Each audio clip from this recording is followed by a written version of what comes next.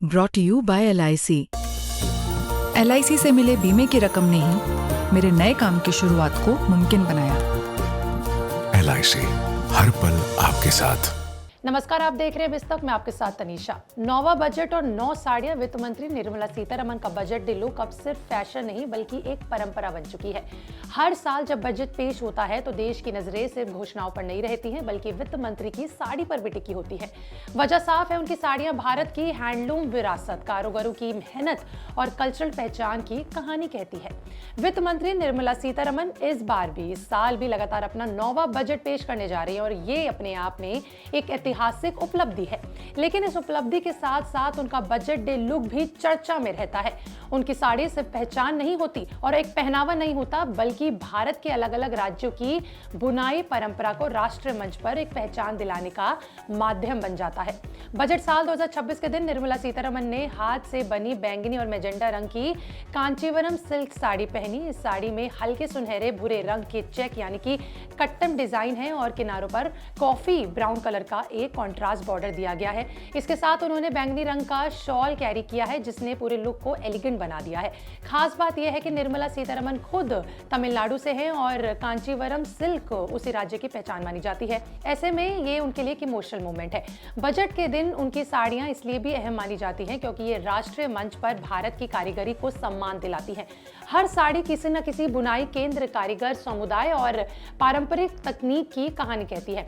कई बार इन बुनाइयों को GI tag भी मिला है और अंतर्राष्ट्रीय और पहचान भी मिली, यानी कि बजट के साथ साथ भारत की संस्कृति सॉफ्ट पावर दुनिया के सामने आती है। अब जरा नजर डालते हैं उन साड़ियों पर जो निर्मला सीतारमण ने अपने पिछले 8 बजटों के दौरान पहनी है। साल 2019 में जब उन्होंने पहली बार बजट पेश किया तो गुलाबी रंग की साड़ी पहनी। गुलाबी रंग को संतुलन, गंभीरता और स्थिरता का प्रतीक माना जाता है। ये उनके नए कार्यभार और शांत लेकिन मजबूत शुरुआत का संकेत देता नजर आया। साल 2020 में कोविड से पहले पेश किया गया ये बजट, इसमें उन्होंने पीले रंग की साड़ी पहनी थी।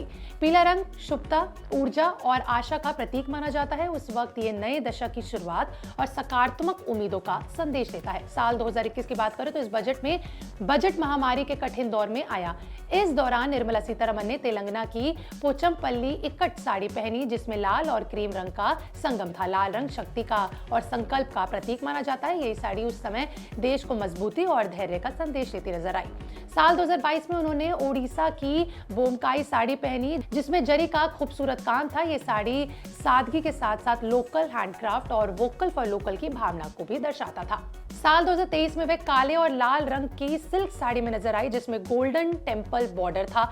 ये लुक शौर्य, ताकत और दक्षिण भारतीय संस्कृति की झलक पेश करता है। साल 2024 के बजट में ऑफ वाइट क्रीम रंग की साड़ी के साथ मैजेंडा पल्लू और बॉर्डर देखने को मिला।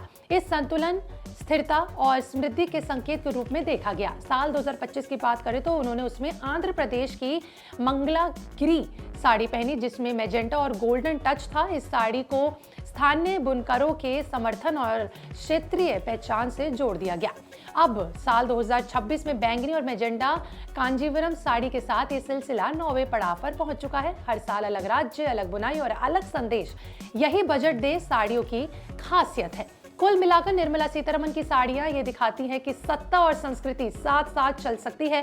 बजट के दिन जहां एक ओर देश की आर्थिक दिशा तय होती है वहीं दूसरी ओर भारत की पारंपरिक कला और कारीगरी को भी सम्मान मिलता है। यही वजह है कि हर साल बजट के साथ उनकी साड़ी भी देश में चर्चा का विषय बन जाती है। आपका इस पर क्या कहना है? कमेंट सेक्शन में लिखकर जरूर बताइएगा।